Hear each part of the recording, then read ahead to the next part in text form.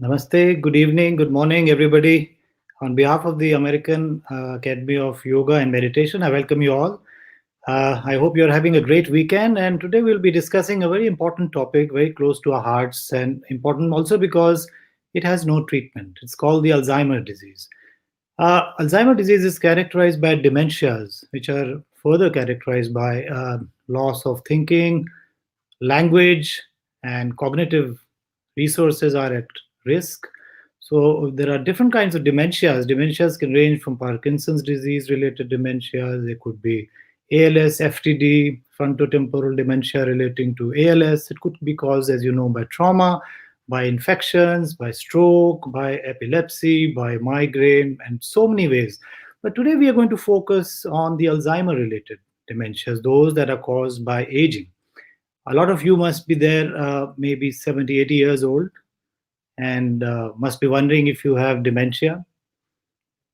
If not, a couple of you must be caregivers to people who have dementia.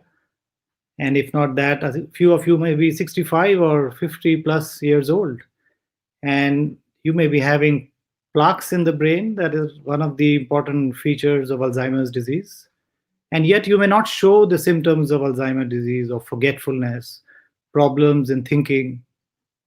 Even though consciousness is retained in Alzheimer's disease, it is a devastating disease and it has no cure.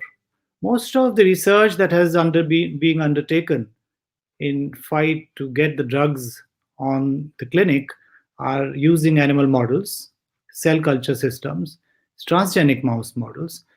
And despite all the efforts and billions of dollars and rupees gone into this kind of research, nothing much has emerged.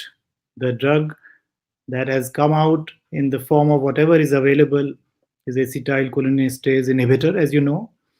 And beyond certain doses and certain number of times you take it, there is still a persistent loss of memory as you age. So where do we go? What do we do? What is the reason why we are not able to find a solution? So as of now, we know there are two players in the brain. One is the amyloid beta. The neurotransmission is the hallmark of communication, and it is done by the neurons as they connect by synapses. And these synapses, if they are transferring and transmitting the signals, then everything is going on fine. We can speak, you can listen, we can have fear, anxiety, stress, we can feel good, we can have all the emotions. But as we grow, the synapses are flooded by amyloid beta. Amyloid beta is a protein that is actually cleaved by a certain enzyme. APP is clipped off and A beta goes and sits on the synapses and slowly makes the transmission difficult as you age. But once it tips off after a certain time, it may not be able to allow the transmission to happen. And this may lead to what is called as the neurofibrillary or the senile plaques.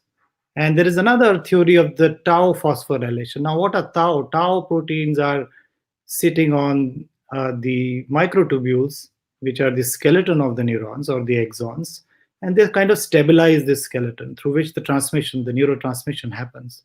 As they become distangled from this cytoskeleton, they form neurofilaments or the neurofibrillary tangles, as they call it.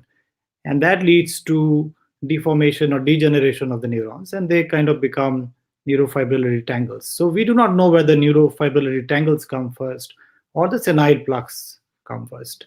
But they together are able to disrupt the communication, the transmission, and that leads to the problem. That is the problem of Alzheimer's disease. Now, there are lots of risk factors that have been studied, from diet to smoking to high cholesterol, and many, many more things such as cardiovascular disease have been found to be associated also with Alzheimer's, and obesity is another risk factor. So when we stare at the untreatability of Alzheimer's disease, at least we can work at the risk reduction level. With the help of the modern medicine, we need to bring in other systems of medicine with whom we can integrate to roll out an integrative healthcare system that is more beneficial to patients which is cost effective, is accessible, is affordable, and is not only helpful to the patient, but is also helpful to the caregiver, which is in itself a big challenge. So, we're going to be discussing these issues today, and we have two distinguished colleagues with us. The first colleague that is joined from California is Dr. Ram Rao. Now, Dr. Ram Rao is a biochemist.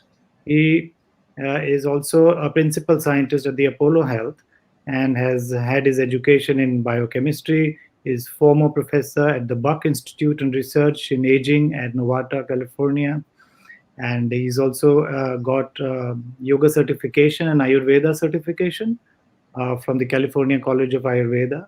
So he's basically a scientist on whom we rely for new discoveries, new drugs.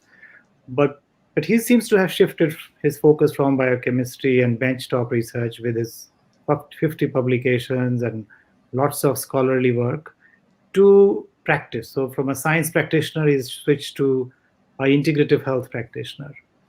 And we're also joined by Dr. Ante Padjen. Dr. Ante Padjen joins us from McGill, Montreal, up northeast of Canada.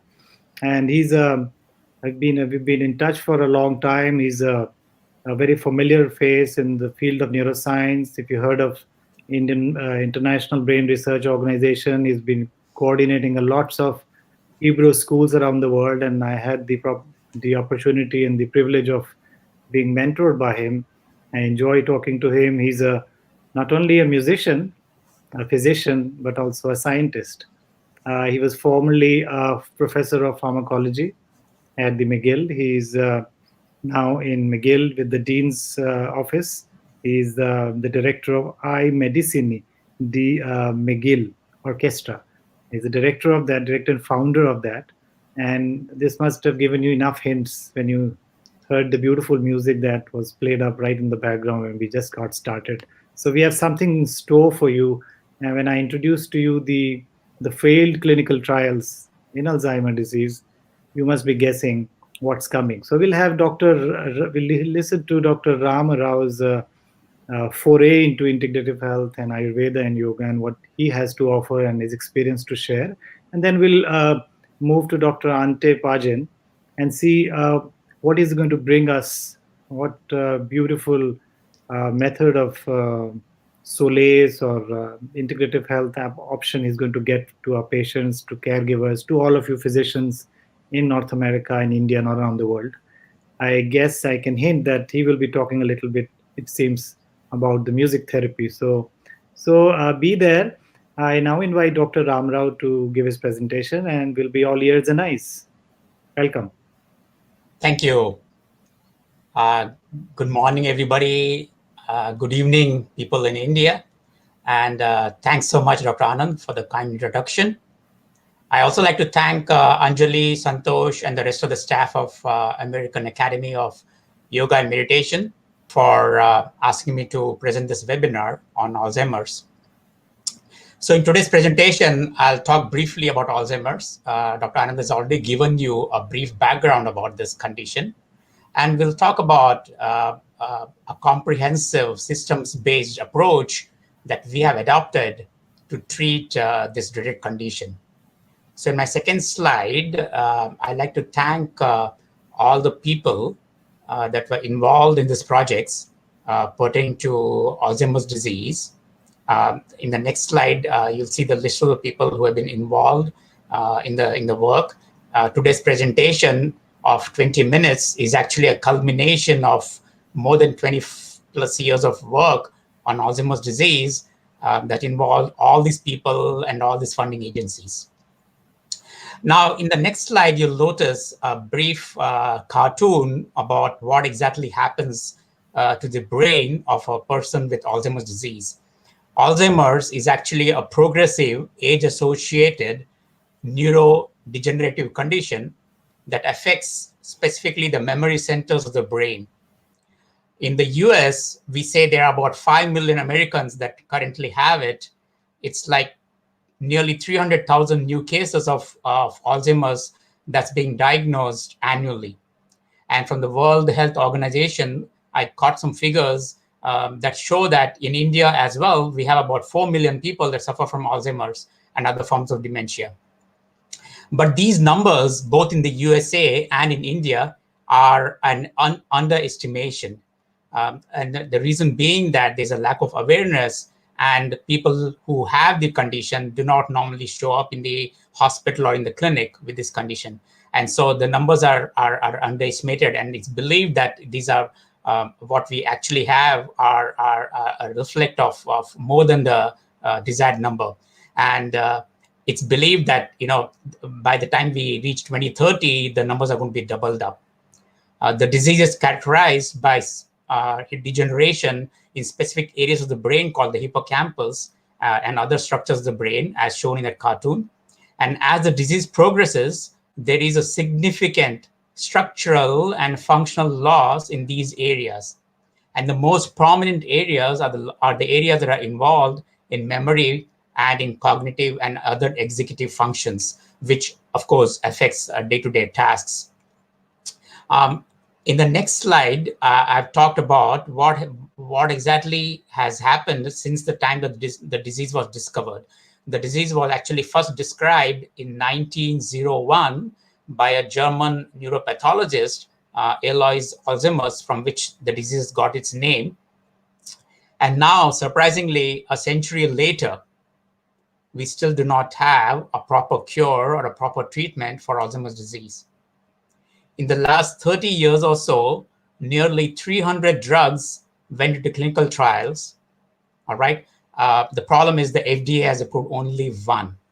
The classes of drugs that have failed include single drugs, inhibitors, activators, monoclonal antibodies, and other neurochemical modifiers. And the reason is this dismal failure is due to several reasons. And in the next slide, I talk about the complex situation of this condition. Notice that our drug industry has spent billions of dollars to identify drugs that might reverse the condition, or at least arrest the progress. And except for one, all the others have failed. What it suggests is that the approach that we have taken to drug development for Alzheimer's is not an optimal one. And the reason for this failure is manifold. One of them is, as shown here in this cartoon, both the work from our lab. Can you have the previous slide, please? Both from our lab and work from other laboratories have revealed an extensive network of molecular interactions that are involved in Alzheimer's disease pathogenesis. What this suggests is that a network-based therapeutic approach, rather than a single target-based approach, may be more effective for the treatment of this disease. And the slide also clearly indicates that all the parameters in the left have to be optimized, and those to the right have to be reduced. So which means that we need to come up with smart drugs that can do this approach. It has to be a multi-therapeutic strategy that involves addressing all the parameters on the left, and that involves addressing or reducing all the parameters on the right side. And so that's what we did. In the next slide, we talk about us. Not this one, please. Can we have the next one? I think you're using the wrong stuff slides. No, please, not this.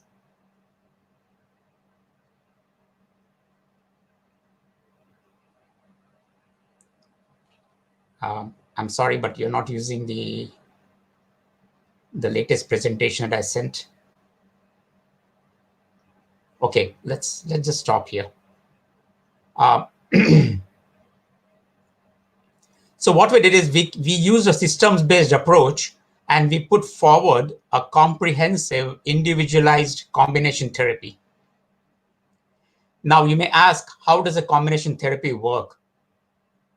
Okay. Now, therapeutic success for other chronic diseases have been seen, especially in cardiovascular diseases, in cancer, in HIV. In all these cases, there's been improvement through the use of combination therapies. And so we similarly came up with a combination therapy based on systems-based approach. And if I can have the correct slide, I can tell you what exactly does this combination therapy involves. So I think we have lost our slides. It's okay.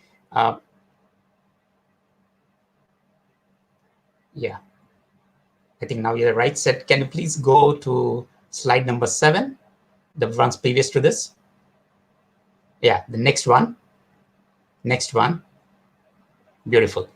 So based on the studies from our lab and from other laboratories, it's been shown very clearly that even though Alzheimer's is a condition affecting the brain and the memory centers, it's just not the brain alone. The brain has a close nexus with other systemic organs, specifically with the gut. And in addition to the brain, there are other systemic organs that are involved, especially when we talk about Alzheimer's disease. And this includes the heart or the cardiovascular system, the 5 sensory organs, the skeletal system, and the endocrine organs, and the colon as well. So what this means is that what appears to be a brain condition actually requires interventions at the systemic level as well. Okay. And what it also means is that even though the memory is an underlying feature of all these people, each individual, based upon the problems in the associated areas, may exhibit varied symptoms. And so with this background, we created a personalized therapeutic intervention based on different entities that affects this plasticity, the plasticity network. And based on studies involving more than thousands of individuals, what became interesting is that the disease itself, Alzheimer's disease itself, could be classified into 3 different subtypes. And that's shown in the next slide. In this slide, you'll notice that what we have done is based on the studies that we have done on more than thousands of patients, we gathered these huge data sets, and we were able to classify the disease into 3 different subtypes. Type 1 subtype is what we describe as the inflammatory type of Alzheimer's disease. And this is characterized by the presence of pro-inflammatory cytokines, chemokines, acute phase reactants, and other mediators of inflammation in the AD brain, in the Alzheimer's disease brain, including microglia, inflamed microglia, and activated microglia. We notice that the pathology of Alzheimer's disease also shows evidence of a systemic inflammation in associated areas like the gut. Okay, it could come from poor dietary practices. It could come from poor microbiome. It could also come from poor oral hygiene practices and other lifestyle practices. Type 2 is another subset of Alzheimer's disease, which we classified as an atrophic cold type of Alzheimer's disease, because this is mainly characterized by withdrawal of trophic support. The trophic support could come from withdrawal of either estradiol, progesterone, thyroid hormones, nerve growth factors, BDNF, brain-derived nerve growth factor, insulin resistance.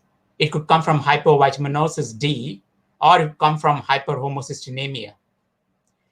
And in women especially, hormonal loss is associated with early oophorectomy, and this can also be a risk factor for getting type 2 Alzheimer's disease.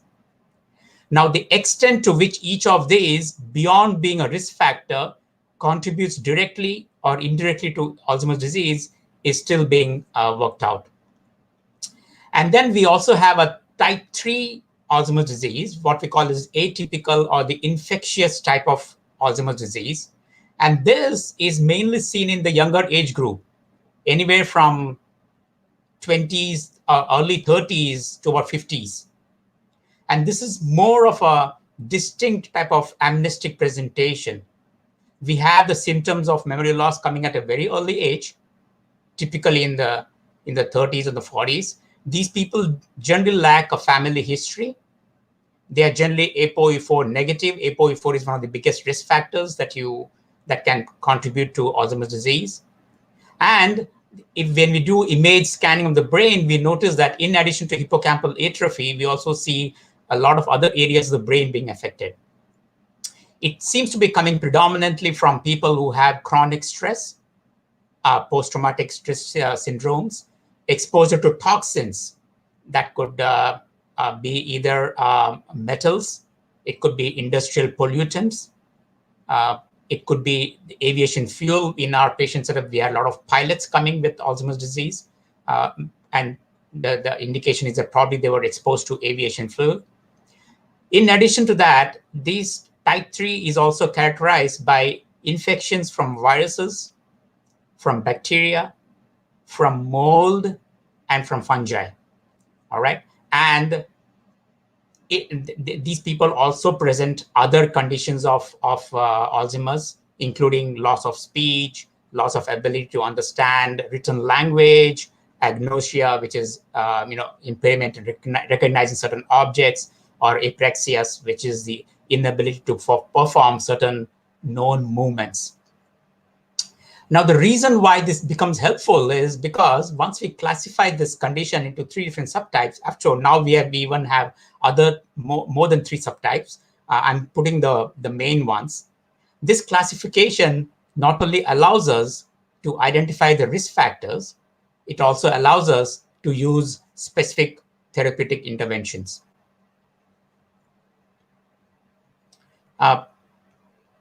So what are these therapeutic interventions? In the next slide, I'm showing you.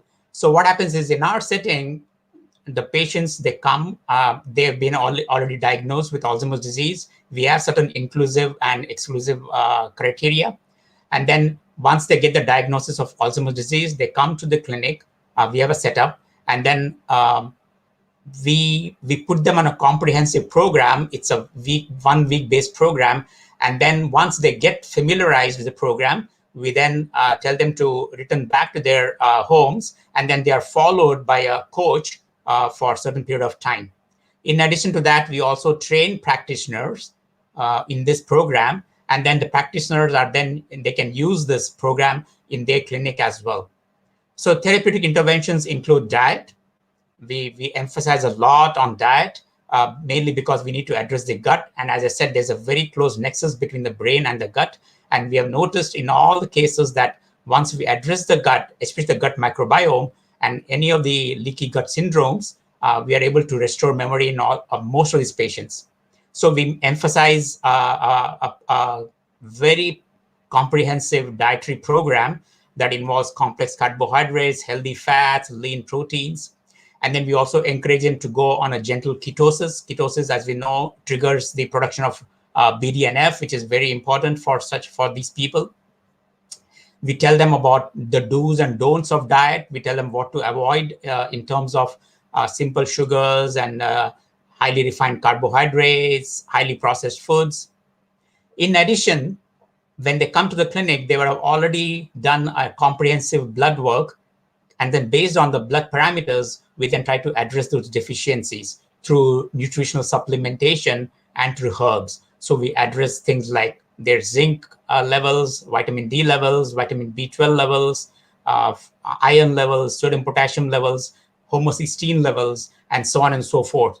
It's like the way we look at it is that if you have a roof which has 50 holes and you just fix one hole, it's not going to help.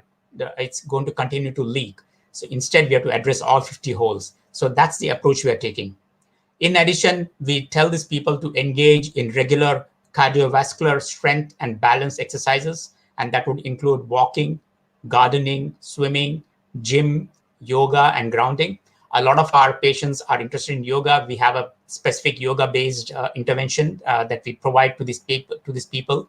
I am one of the yoga teachers. We have other yoga teachers as well. And then in the next slide, some more interventions. We emphasize on good sleeping practices, because one of the things that happens in these people is compromised sleep. And we now know that compromised sleep actually has a deleterious effect in exaggerating the condition. We also practice techniques for stress management. We bring in meditation and stillness. We put them on a meditation session, and they do extremely well. We encourage them to have social engagement, and we tell them to engage in brain training exercises. Brain training or mental exercises is a very important aspect of our program. So we try to improve their memory, their attention, their visual spatial phenomenon, and we try to make sure that their brain is more malleable, what we call flexible. This is the basis for neuroplasticity. And this comes from encouraging them to take up reading, to take up music. As Dr. Ante would tell you, music has, there's now a lot of evidence to show that music helps. It could be both vocal or as well as instrumental. We tell them to adopt new learning skills, like like learning a new language or trying to memorize cues around them, basically to improve their the brain techniques. Now, whatever I mentioned here with regard to diet, sleep, stress management, neuroplasticity, all these things, we not only encourage and aid the patients with Alzheimer's disease, but we also bring in the caregivers, because what we have noticed in our setting is that more than the people with Alzheimer's, now, especially if they are in the mild to moderate state, they are in their own world. It's the caregivers who are under a lot of stress. And we are afraid that, especially given the fact that we have a type 3 AD, which comes with an underlying chronic stress, we encourage a lot of our caregivers to go through this program, especially some of these things that they can do very well without having any issues.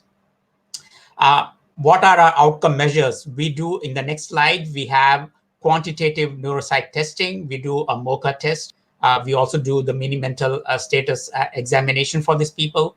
We have a bunch of biochemical parameters that we ask them to get done. This is more than 60 or 65 different blood parameters. We have specific labs that will do, it's called the Bredesen protocol. If the patients just have to go to them and they know what are all the parameters involved in the whole assessment. In addition to that, we also do CSF measurements. We do imaging of their brain, MRI, volumetrics, FDG PET scans, amyloid scans, and we do a subjective assessment. That is an important aspect of our program. And so I know this is a very short presentation, but I just wanted to give you a flavor about what exactly we are doing. In the next slide, I'm concluding by saying that since we do not have a proper drug or a proper treatment for these people, and people with Alzheimer's have been looking to us for some kind of a therapeutic approach. And we have noticed that the condition is very complex. It involves a lot of different molecular interactions. And to address them, we either need smart drugs or we need an approach that can address all these pathways simultaneously. And in our experience now, the comprehensive individualized approach that we have brought in seems to be affecting a lot of these people. I can say with confidence that nearly 90% of the people that have come to us and have adopted this program have recovered based on several factors. Number one, the caregivers have told us that they're doing very well. Most of these people have gone back to work. They were laid out of work because they had memory issues. And so these people got back to work. They were able to remember their names. They were able to come back doing their original tasks of paying their bills, of doing their calculations. So a lot of improvements. And the other great part of this program is that if they continue this program, we have noticed that these changes are sustained.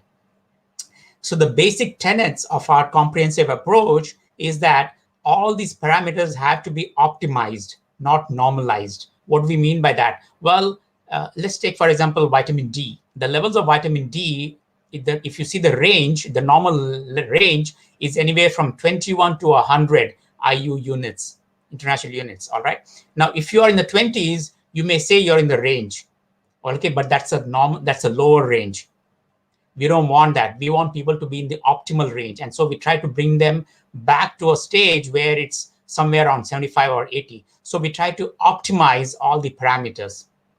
We have also noticed that combination is better than individual approach. And we also noticed that there's a threshold effect. in the sense that a lot of the people come to us complaining, saying that, can we cut down on the number of things that we are doing? And we have noticed that as long as sufficient steps are followed, enough steps are followed to exceed the threshold, then these beneficial effects will be sustained. So we try to tell these people not to cut down on the number of programs that we have told them to do. And we now have an IT group in our program that is trying to bring this into a telemedicine-based platform, which we call as a personal therapeutic plan that allows us to interact with these patients on a day-to-day basis. We have now placed more than 1,000 people on this program, and we have seen a success of nearly 90%. As I said, these people were able to go back to work, they were able to pay their bills, they were able to remember the names of their loved ones. And so we feel very much encouraged with this approach. Now, the question is, and I'll end with that, the question is, where does drug come into all this? Well, we are not sure. There are still a lot of trials going on, and the trials are going on around two aspects of Alzheimer's disease, the A beta, as Dr. Anand mentioned, the A beta and the tau. And right now, as we sit here, a lot of the drugs addressing A beta and tau have failed miserably. So we are trying to work with some of the big pharmas. What we're trying to tell them is that once we have normalized or optimized all these conditions, then maybe there's a chance that those drugs that have failed may work. All right. So we're working with big pharmas to see if we can have another clinical trial where these baseline values are all addressed, and then we bring in the drug. And we're hoping that can work much better.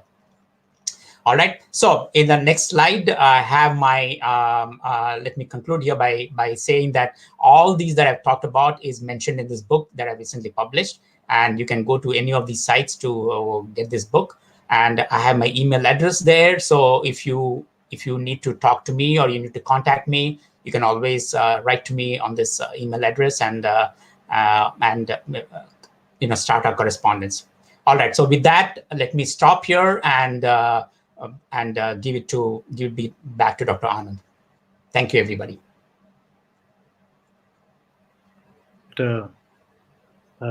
Description of not only the therapeutics and the management, also the diagnostics. And you talked about the imaging, especially MRI. I noticed it was volumetric MRI, some PET-based imaging also. And I believe you're also following it up later. You can comment on that later as a research intervention. What are the changes at the neuroimaging level? You mentioned diet, the ketogenic diet, that's well published. And of course, there are publications about Mediterranean diet, but for the information of viewers and physicians out there, a lot of these studies are retrospective studies. Very few prospective studies, small number studies are available. So we may look at this with a lot of caution. But a lot of emphasis also went into therapeutics. You nicely divided it into three parts based on the risk factors. I believe it seemed like exposure to toxins, stress, and depending on various phenotypes, you divide them into three parts. And then you accord the therapies corresponding to the risks that they were exposed to, which is a great idea. And I hope the results are going to come out and which are going to be useful to our physician community out there, waiting to integrate the approach you are adopting with their own available drug. There is that drug that I mentioned, acetylcholinesterase inhibitor. And you also mentioned about the aerobic exercises, because if there is stress, then that may lead to mild cognitive impairment. And then further on the Alzheimer disease, it may sort of act as a counter stress mechanism, the aerobic exercises and yoga. And the breathing exercises are known to alleviate the stress symptoms to quite significantly, and that's quite well known. But now let's move to a more pragmatic, not that this was obviously very good, to a more preventive aspect now, because we know from our various studies out there in PubMed and all the scientific databases that there is a big chunk of people out there who have lots of amyloid beta in their brains, all the features of Alzheimer disease, and yet they do not show symptoms of dementia. As you may remember, there was a famous NUN study done with nuns who were 60 plus age, and then they were followed up for 20 years, and then they, of course, donated their brains and they were chopped off, and they found lots of amyloid beta in their brains, yet their cognitive uh, there was no cognitive impairment. They were having intact memories, thinking, language was all preserved. So there is something called the cognitive reserve. And with what Dr. Ram I mentioned, the therapeutics, from what I understand, and correct me if I'm wrong, and we'll discuss it right at the end, we can probably delay the deterioration. But as of now, once the fire is caught up in a forest, you really can't stop it because it's like an inflammation. It will carry on and on. The counter stress measures, the dietary changes, the reduction in obesity, the cardiovascular exercises can help probably to stop it from further deterioration. But can we prevent it? How sooner can we prevent it? If we know, the research tells us that if we know 15 years in advance, at least 15 years in advance, when the amyloid beta are beginning to accumulate and the neurofibrillary tangles are beginning to sit and accumulate and aggregate, degenerating the neurons and the synapses, that's the time when we need to act. And that's where we need to adopt good lifestyle measures. They may include aerobics, they may include yoga, they may include good diet, it may include music. And what is the idea? And the idea is basically we cannot do anything, we probably cannot do anything what has already damaged the synapses. But what we have is a reserve or the functional synapses which we can sort of bank on and work on, and which are very well known now that they can take up the function of the spoiled or the degenerated neurons. Can music help here?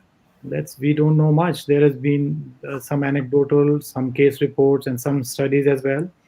Music seemed to have um, a role, presumably in, as I mentioned in the non study, maintaining the cognitive reserve. So we have none other than Dr. Ante Padjen himself with us, joining us from Montreal. He's a retired professor, but now very active, even more active than he was a professor of pharmacology.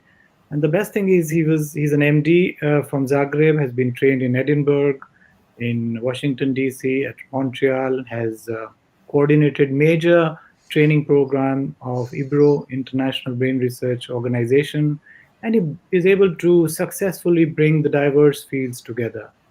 And he's himself a musician.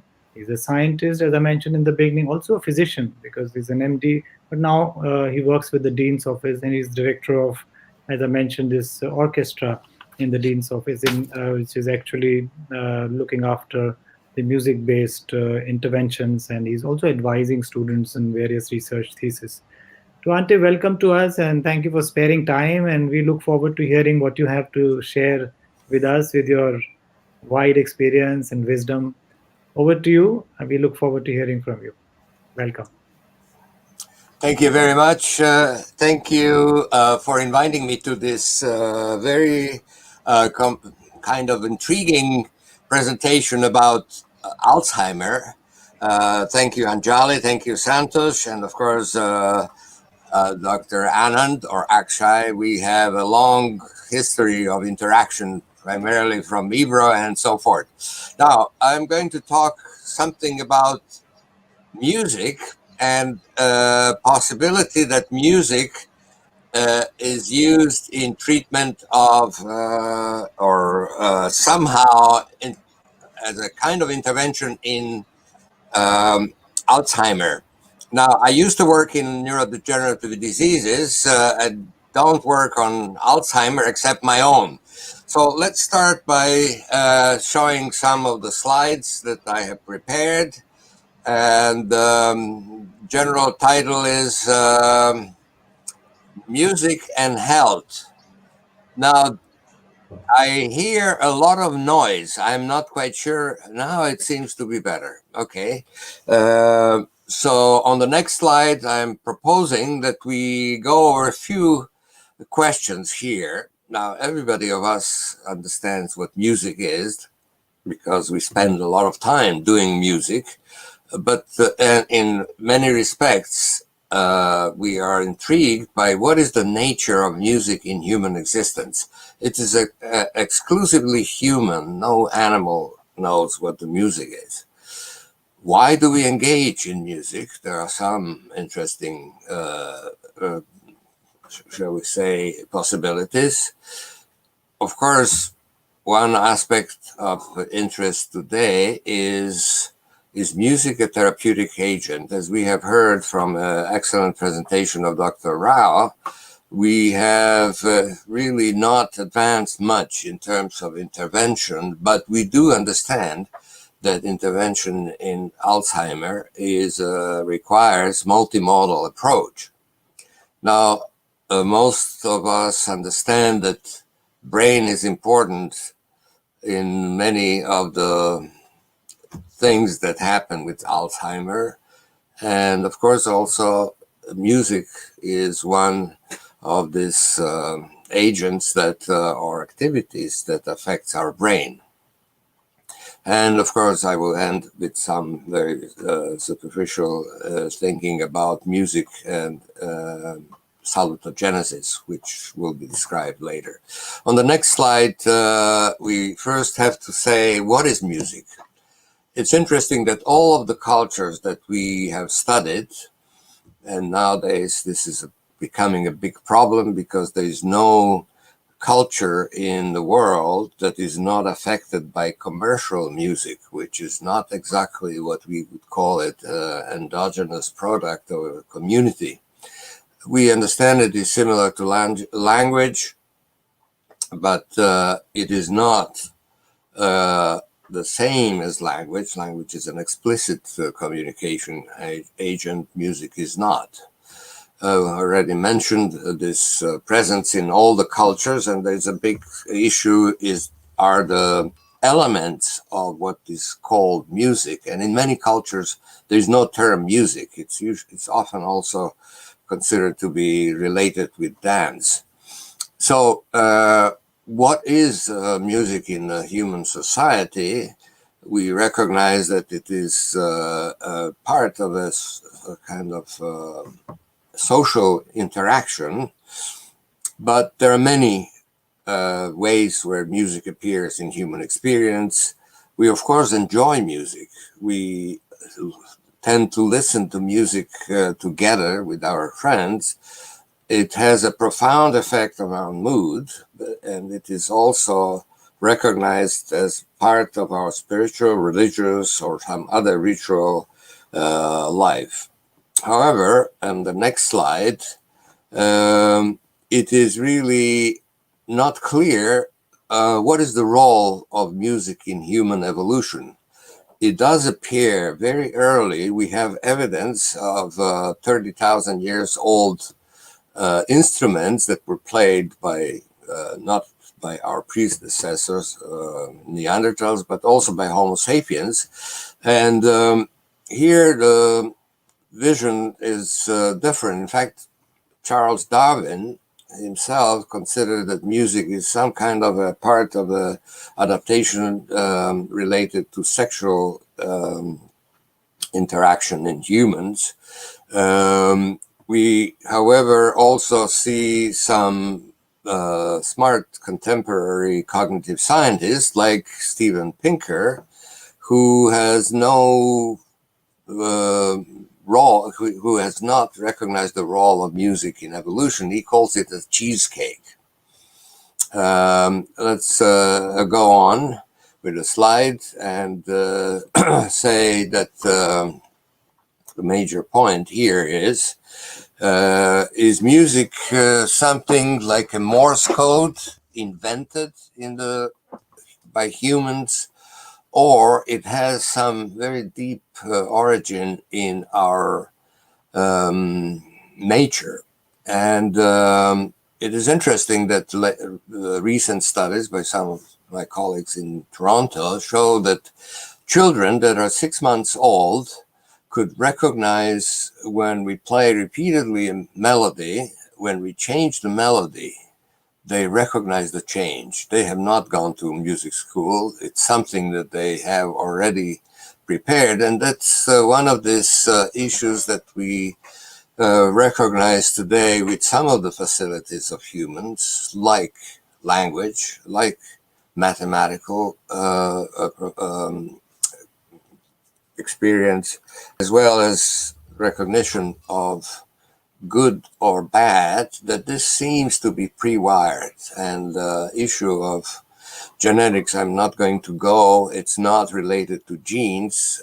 Genes are not active elements, but it is inherited or heritable, or it's part of our nature. Go on, please. Next slide. So why do people listen to music? And this is just one.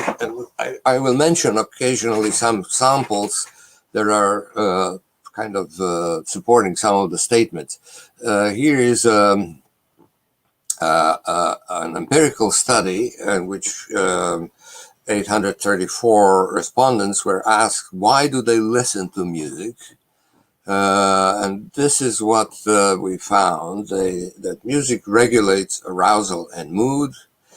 It achieves self-awareness, and this is one very important thing, it increases, it's part of our expression of social relateness. Next slide. It amplifies this idea that music works on our emotions. As Ramachandran and Hurston said, possibly the most fascinating aspect of music is its power to induce emotions and influence mood. There are many studies that show how music changes our physiology, from changes in circulation, respiration, skin conductivity, body temperature, heart rate. So it does have a very profound effect on our physical properties.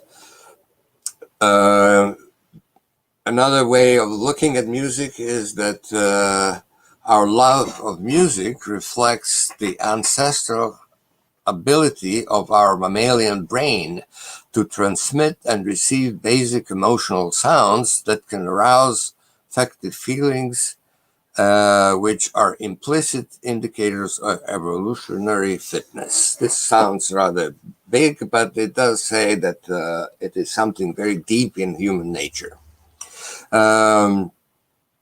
And it demonstrates interaction between culture, because music is part of our culture, and our biology.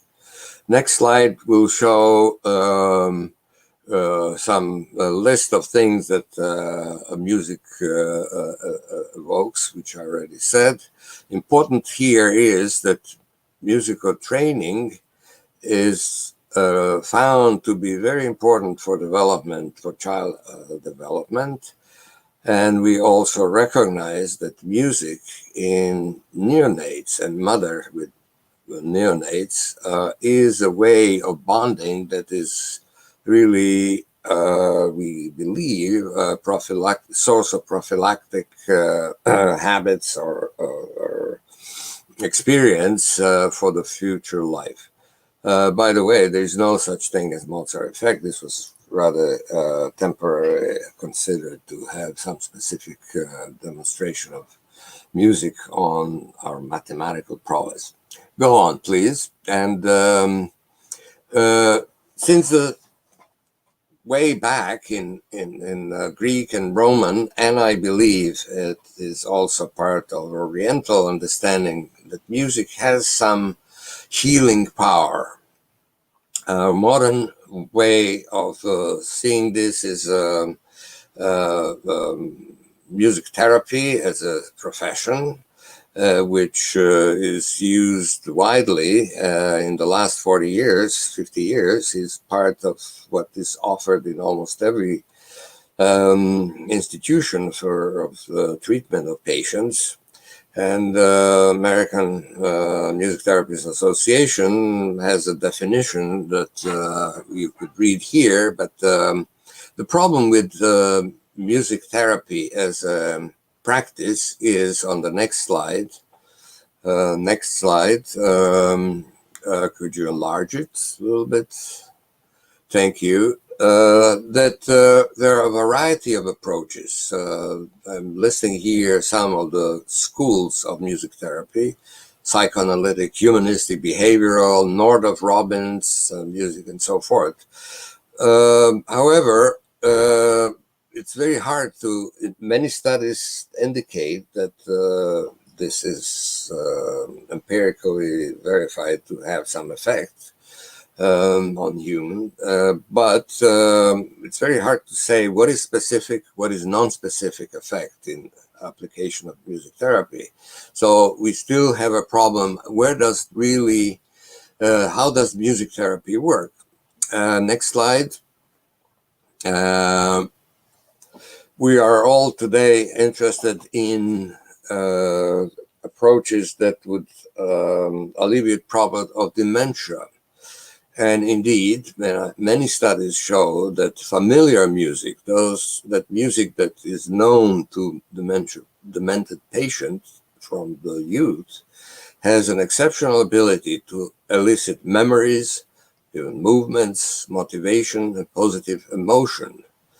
It's interesting that people that have not spoken a single word, when exposed to music that has been their, shall we say, experience from youth, that suddenly could produce and vocalize music. And this is something that really is offering us some insight into how first music is shall we say, produced in our nervous system, or brain, and how it is really differentiated from speech.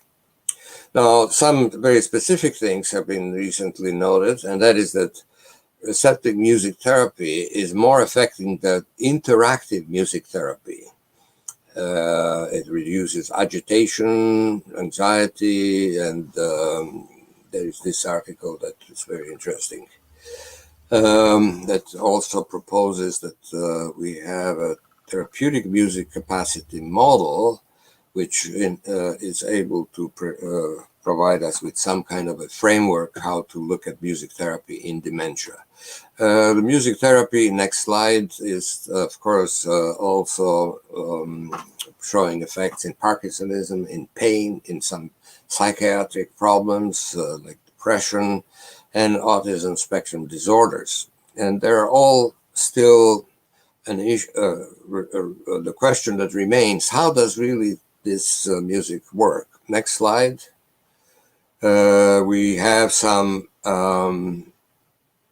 a vast domain of research that is primarily relying on what is last 30 years possible, and that is to study live human brain imaging technology.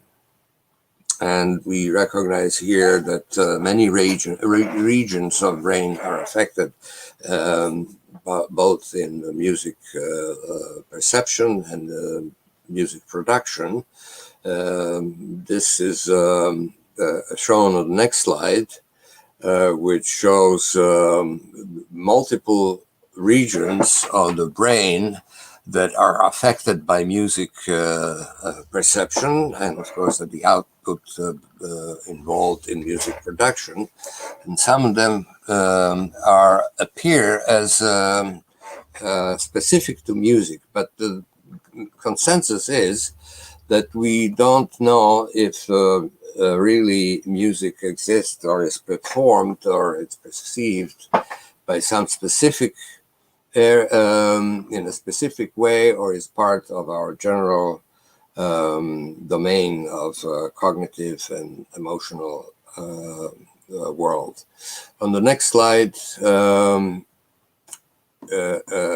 one very interesting observation from one of my colleagues at McGill is that in those people that perceive music in a very strong music produces a very strong emotional response.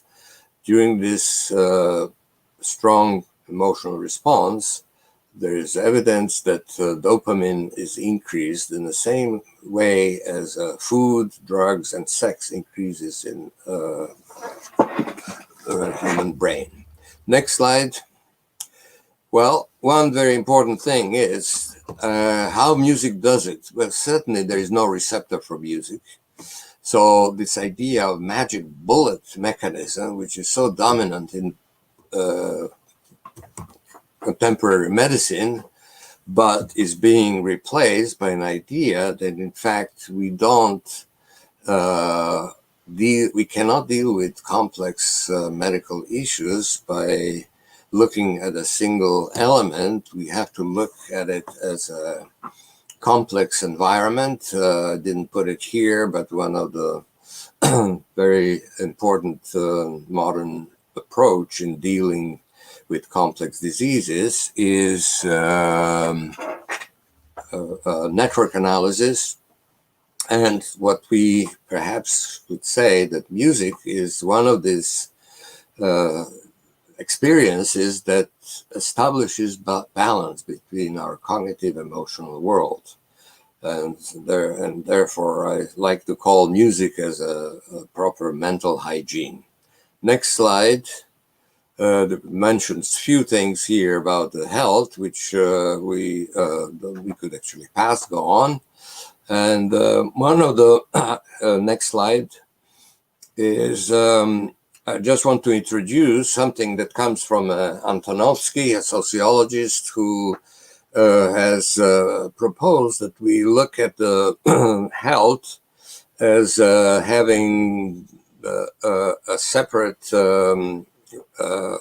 could be observed as a separate entity. On this slide, we see that in the middle, we show the dot, yellow dot, which is state of well-being, and certain factors improve this well-being and others lead to pathology. So on one hand, we have pathogenesis. On the other hand, we have salutogenesis.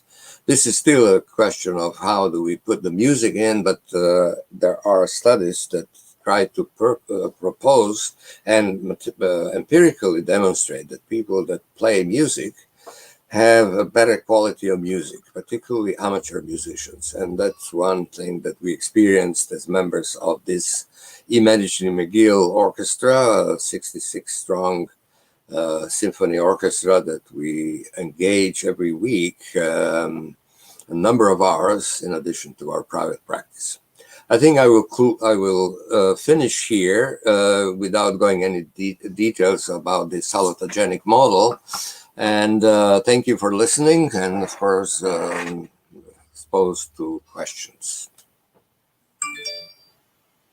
Thank you.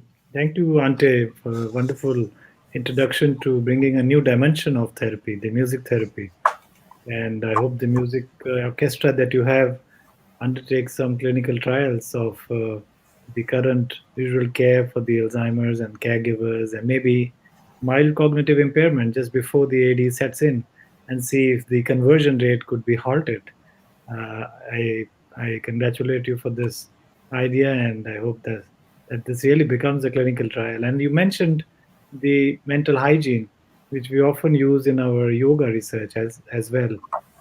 For the way this brings in the mind-body balance, the breathing techniques as they empower the psychoimmunoneurological framework that activates the HPA axis and balances the parasympathetic and the sympathetic response.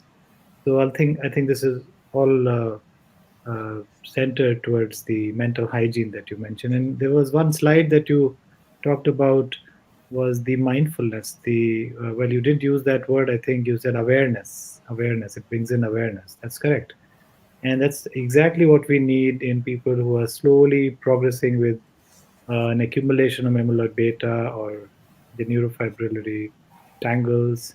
And as the synapses are getting clogged, and even though it's argued that the consciousness is pretty much preserved in patients of Alzheimer's, and I think a component or an element of awareness, whether by music or aerobic exercises or by simple breathing techniques, can definitely help empower the patient and the caregiver to be more alert and to be more, uh, I would say, more agile mentally. To that might help in rescuing the deterioration or the degeneration of the Alzheimer's. What do you think, Dr. Ram, on that? Do you ever use music therapy in your clinics? Yes. I mean, when we say music therapy, as I said earlier in my talk, we encourage them to have brain fitness exercises. And one of the things that we talk about in brain fitness is there are a lot of people who are interested in music, and we tell them to learn new musical skills. If it's instrumentation, we tell them to learn new musical instruments. And time and again, we have noticed that singing, reading, music, learning new skills, learning a new language, uh, learning to use less of their dominant features and more of their non-dominant features. All these are actually helping a lot in terms of memory restoration. There's no doubt that all these. So what exactly happens is we have noticed in our brain scanning images that all these over time, it doesn't happen overnight, but in 6 months to 12 months, if they sustain these practices, we've noticed that there's a lot of branching of these neurons, what we call the neuroplastic response. And this branching of neurons seems to be providing them that resilience. And that's what the cognitive reserve is all about. And back to Dr. Ante, as a musician, as a scientist, has it actually helped you in your own life, your own academic life, in your own cognitive abilities, or people whom you know uh, uh, like music and play music? Well, there's a lot of discussion about how music is important in the child development.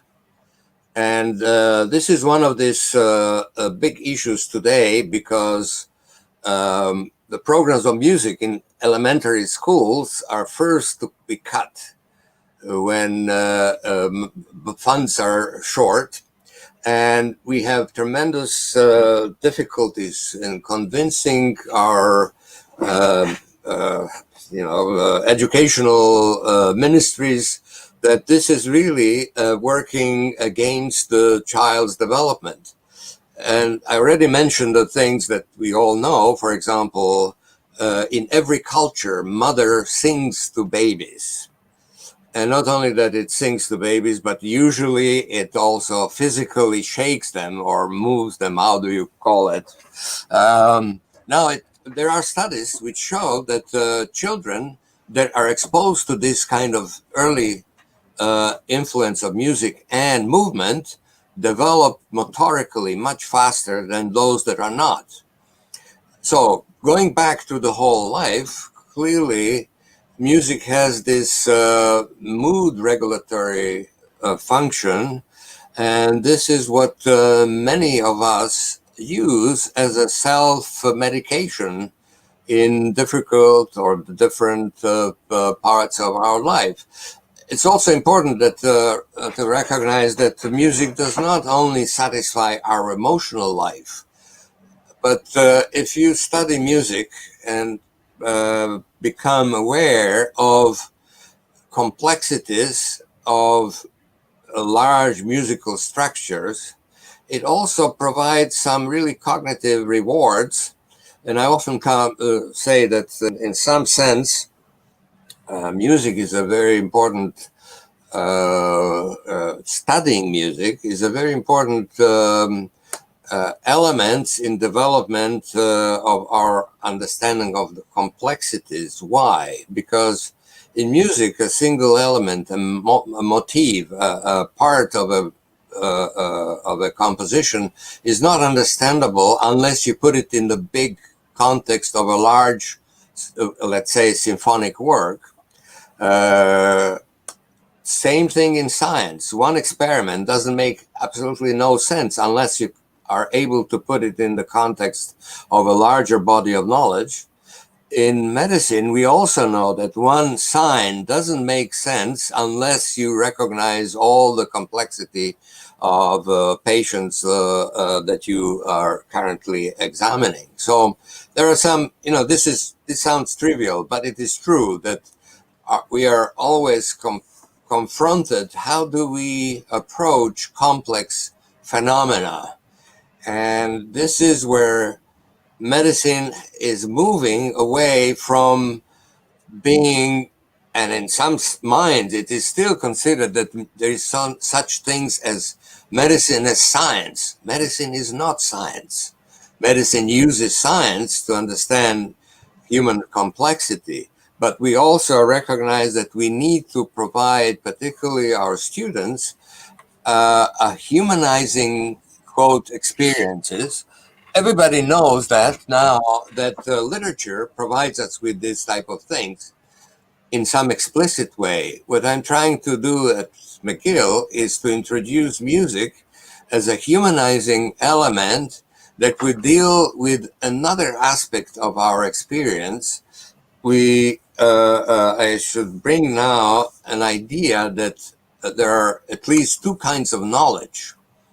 There is knowledge that is explicit, that is one that we could convey to our students in lectures and such things, and there is also knowledge that is so-called tacit knowledge, in which we actually know, but we don't know how we know. And in every human experience, there is both a mixture of explicit knowledge and tacit knowledge, and music is one of those things that stimulate this type of tacit knowledge.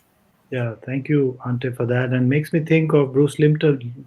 Bruce Lipton has worked on the biology of belief, and he tells that the first 7 months of 7 years of a child is so important in sort of cementing the subconscious mind as you run the rest of your life with that subconscious aspect throughout the life until you do real lot of exercise, lot of emphasis on repeating and habit forming and rewiring and reimagining what you went through in the first 7 years.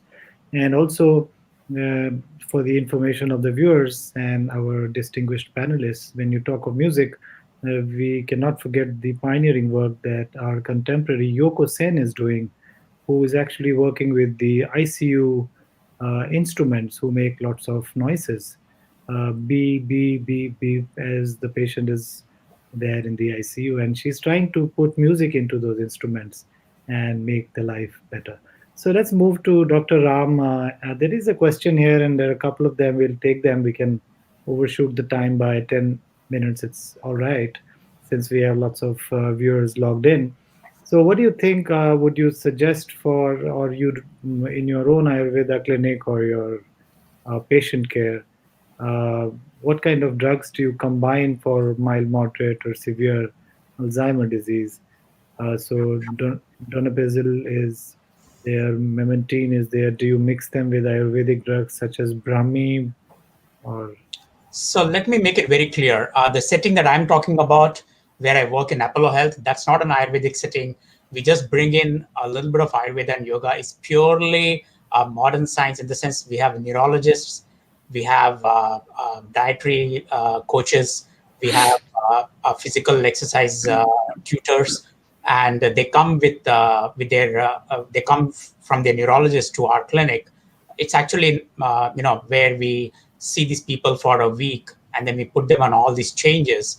um, Ayurvedic herbs, and Ayurvedic herb is just a small little portion of the entire comprehensive therapy. And it all depends on what kind of what kind of subtypes that they come with, especially if it's subtype 1 where it's an inflammatory condition. Yes, we do combine them with Ayurvedic herbs that I didn't have time to show, but we have specific um, Ayurvedic formulary for subtype 1, 82 and 83, and then we give them, it's a combination of series of 4 to 5 different herbs that addresses not just the brain, the media rasayana, but also addresses the gut as well. So what we call as Deepan Pachans. So we have a combination of those herbs. And when most of the people that come to us are the people who have, who have been on Aricept, that is donepezil, or who have been on memantine and it has not worked. And so they come here. They are usually they are not continuing these drugs, and so they come on this program. And so by the time they go back, there's absolutely no need for them to continue on those drugs.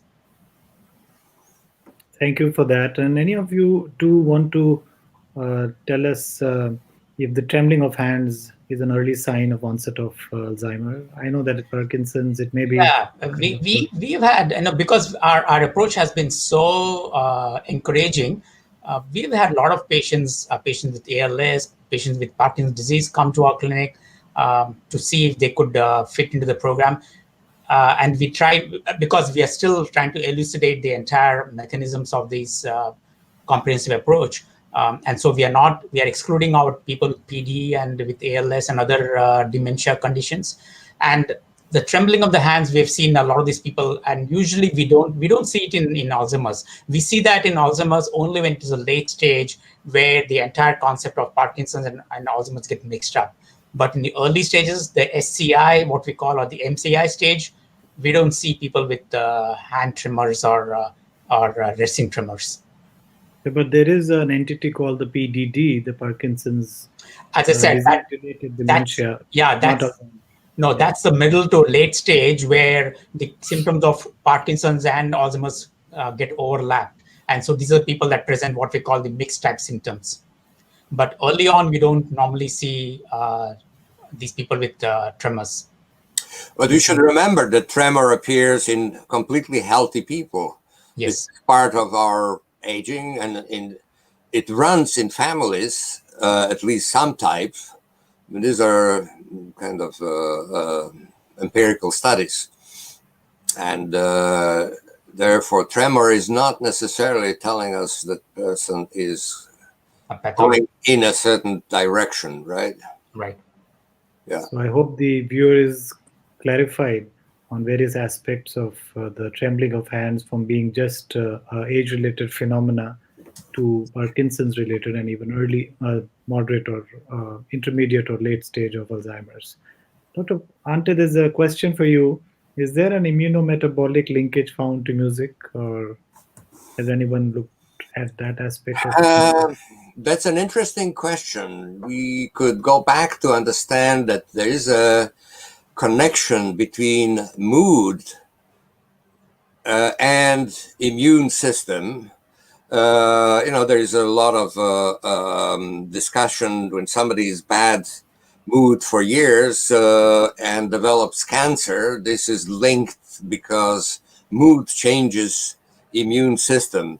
Well, there is something going on which is currently a developing hypothesis and in some empirical studies, and that is that antidepressants actually work through the brain immune system rather than biogenic amines, and that this link between the effectiveness of antidepressants and is much better correlated with activation of microglia or deactivation of microglia than with biogenic amines. We have known since the first generation of biogenic amines that something is very kind of curious with this hypothesis, because you provide patient with antidepressant that block reuptake of amino acids.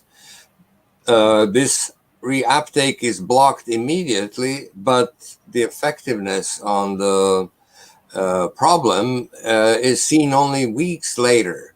It is seen immediately if you check the immune system in the brain. So yes, there is a possibility that there is a link. Yeah. Thank you, Dr. Ante, and maybe more larger studies need to be undertaken. And as you mentioned, that whenever you talk of bringing this for the kids, for schools, this is the first hit the educators and the policymakers make. So we need to generate more evidence, and probably this is a good time when we are faced with the untreatability of COVID-19 pandemic, when a lot of policy changes are happening. Integrative health paradigm is being accepted by the same people who were targeting these trivial looking interventions, as he said, the actual knowledge and the tacit knowledge, if I understood that correctly. Here's another question, probably by a diabetic woman or someone asking, what yoga and exercise would you recommend for a middle-aged diabetic woman? Well, I would like to just let you know that our own group, headed by the SVyasa, one of the largest yoga university based in Bengaluru, funded by Ministry of Ayush, undertook a 1 hour diabetic yoga protocol, which is a combination of sitting, standing, prone asanas, and lying down asanas with some meditative postures and some breathing techniques. That was given for 3 months in about more than 10,000 uh, Indian diabetic risk score screen high risk diabetic patients, which included women. And now that paper is in revision. A bunch of papers have already come out showing reduction in LDL, improvement in or reduction in stress, and also halting the conversion rate of pre-diabetics to diabetics. Although when we actually subset, when we reclassified the data into women of the area that I come from, we found that those that were in the menopause stage, actually the cholesterol didn't go down as much as we expected. And also when we did ultrasound of the liver, the fatty liver didn't, there was no change in the dimensions of the liver as you capture it radiologically.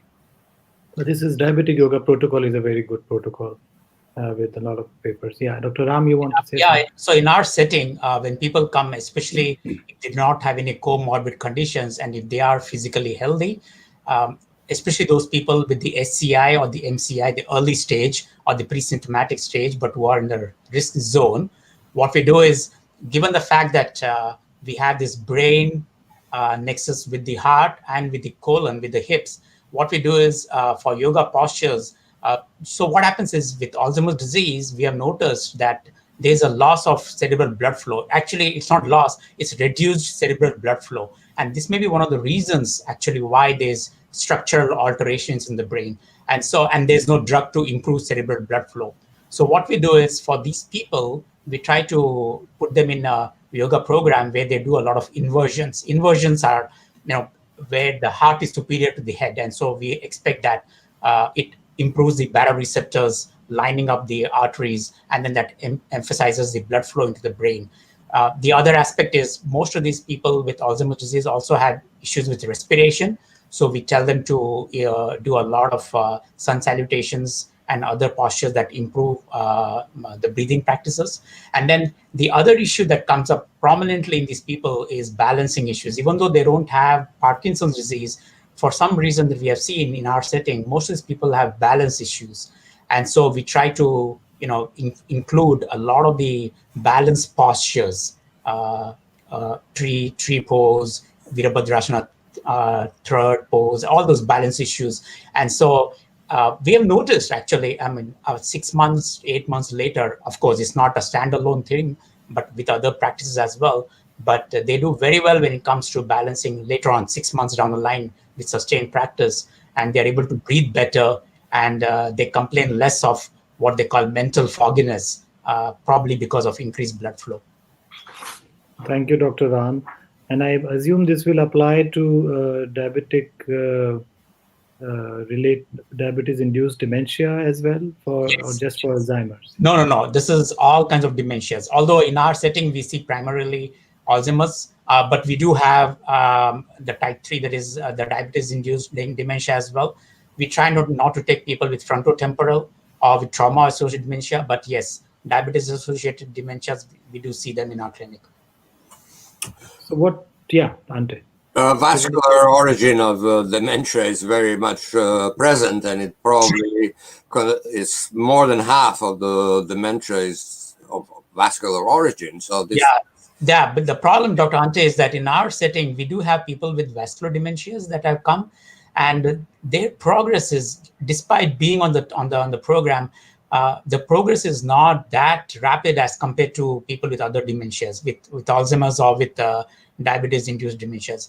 Vascular, frontotemporal, and trauma-associated dementias take a little longer. And so what happens is, and we encourage them, but the problem is because it's a little delayed, they lose hope. So we try to persist with them, saying that please stay on the program, but it's a little bit compliance issues with these people.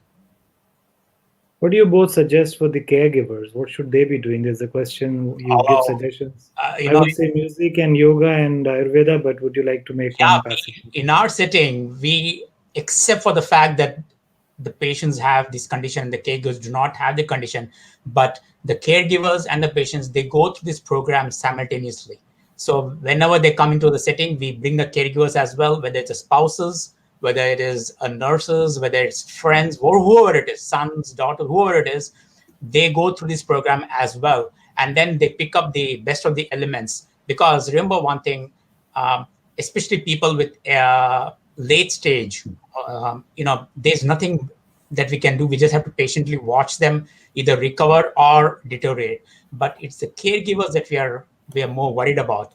And so we try our level best to bring in caregivers. We put them in the program. We show them proper dietary practices. Sleep is a big issue with caregivers, so we tell them good sleeping practices. We try to address their microbiome. We try to address their gut. And then, of course, the physical exercise, meditation, yoga, all these things we tell the caregivers as well. A very important aspect of our clinic. Yes, Yes, Ante. clearly, caregivers need our support much more than actually patient in advanced phase of dementia. And it has been a big change 20 years ago in our environment here, where when the emphasis of the program of Alzheimer Canada has switched from trying to help patients to trying to help actually the caregivers. And let me add one more thing here, Dr. Anand, if you may. Sure. Especially with caregivers, we have noticed, especially if it's a family member, either a son or daughter, we try to encourage them to be in the program mainly because there is a chance, even though it's 1 to 5%, there is a chance, especially if it's ApoE4 related, then there's a very high chances that they may, over the years, may develop it. So by bringing into them, even though they are asymptomatic, by bringing them into this program, we are hoping that the caregivers will go on to, not to have this condition despite having family history or despite having an ApoE4 association. So, yeah, sorry. No, I'm just saying this is an excellent idea. Longitudinal presence in the life of families with Alzheimer. Correct. Yes, let me take the lead from Dr. Ram's comment and pose a philosophical question to Ante and then close the program. Since you mentioned ApoE, and what if, Ante, if we have people who are more predisposed to having Alzheimer, and so they have had cases of Alzheimer in their own family, they are obese, they are smoking, maybe they have ApoE variants in the gene, and uh, they're entering into MCI, mild cognitive impairment. How should they be preparing for the brain's destiny? They know Alzheimer is coming, um, and we have no therapy. And so, how should they be? They should prepare to face it. They know that they may stop recognizing people. They may, lose their grip on the words. The language would be a problem. Cognition will go down. It's a tough question, but let's assume that the person knows that is entering the AD pathway. What is your message? Number one thing is nothing is certain.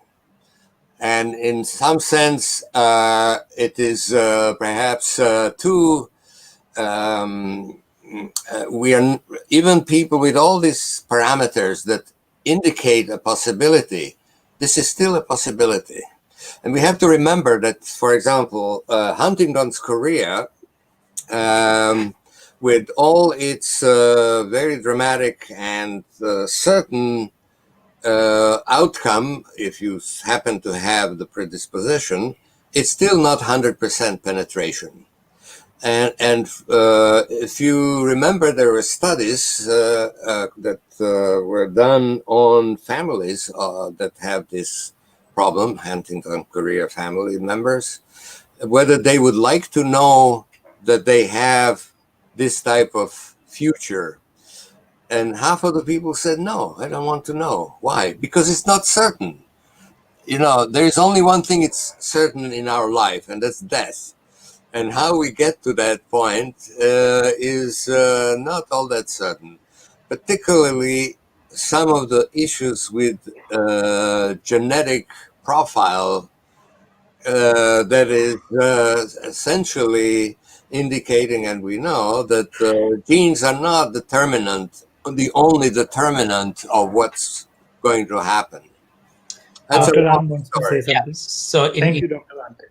if you go to our website, Apollo Health website, in that we have two programs. One we call as Recode, and one we call as Precode. Precode is preventative cognitive decline. So this is the stage where people are encouraged to come in and use the Precode program for themselves, especially if they have a family risk, if they have a family history, if they have a history of ApoE4, and if they have other associated conditions, like you said, smoking and alcohol and drugs and all that stuff. So for them, we encourage them to do the Precode program, which addresses a lot of some of the other issues. And then we have the Recode. Recode is reversal of cognitive decline. That's meant for people who have the early symptoms on. So we do, in our clinic, we actually encourage people to come in much before any kind of symptoms, or who may go on to develop this condition. Because remember one thing, as I said in my beginning of my talk, there are at least half of the population that goes around walking on the streets who may be potential carriers of Alzheimer's, and we need to take care of those people. I agree with this. I agree with this, of course. Okay. Prevention is a very important thing. Yes. So I was just wondering, sitting and posing you this question and thinking myself that if I were to know, although Ante said this is uncertain, we don't know we will have it, but if I were to know in advance, I would start exercising, switch to keto diet, do more yoga. And well, do you have to do that only because you are? You can do that even on a regular basis, right? Because all those things are going to help even for a general good lifestyle as well, right? That's the message. That's the message for everyone. And I just rephrased in this fashion to send the message out not only to the patients out there, the caregivers, the elderly, also to the healthcare workers and scientists. Right. The education, the higher education protects us reasonably. There is data out there. Music helps you maintain your cognitive reserves. The NAN study is quite an encouragement. I think if we can start working now, having good lifestyle, and above all, try to be a very good person, because as they say, if an Alzheimer patient is watching our program right now, or a caregiver is watching right now, it's less likely that if he's in an advanced stage or a intermediate stage, he may not remember the exact words and the arguments and the information we gave. But you know what he will remember is he may remember the emotional take-home message from this overall program, maybe a picture, the emotions they always carry forward. So it's a good idea to carry a good heart, a musical heart, be a good person. And I think that needs to be brought in our medical education, our Ayush education, so that the integrative health paradigm, which combines the best of evidences of all the systems of medicine, is brought out in a patient-centric fashion, in a preventive fashion, and in an affordable fashion. So that's the message, I think, which comes from all three of us to the people, especially the two distinguished guests. I think we're now running out of our time. Unless you have a pressing comment to make, we can close the program right now. And thank you very much, Dr. Ante. It was a pleasure having you all the way from Montreal.